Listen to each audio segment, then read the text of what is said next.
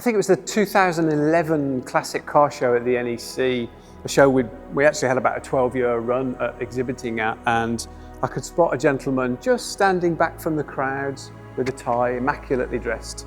He called me over and he said, I've got one of these cars at home in my garage. I've had it from new, it's done 42 miles and I've never driven it.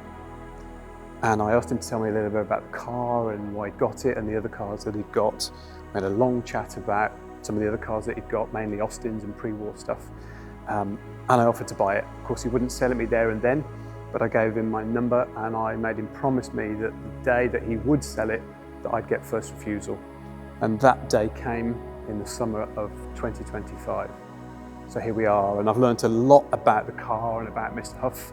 He was a watchmaker in Wolverhampton, hence the attention to detail, and a successful watchmaker at that. And I think you had to be in 1982 to buy one of these cars, because he paid £24,400 for this car, which is a fully loaded 500 SL with every single extra. It's got leather seats, it's got air conditioning, it's got headlamp wash, it's got ABS.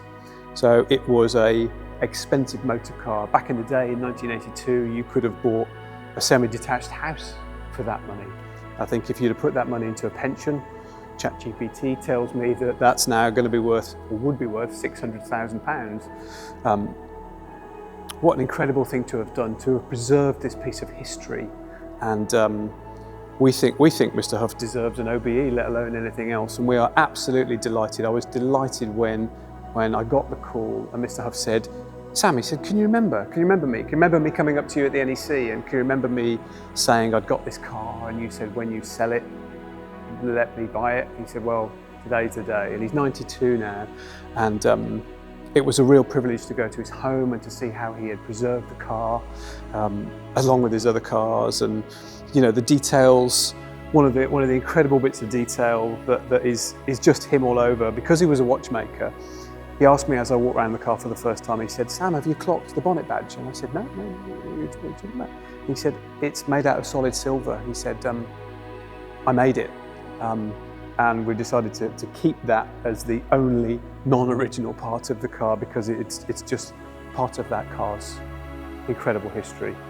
And it's given us at the SL Shop so much pleasure to be chosen as the next nominated custodian of this car. It's a big thing. It's a really big thing. He was quite emotional when we collected the car. I was quite emotional.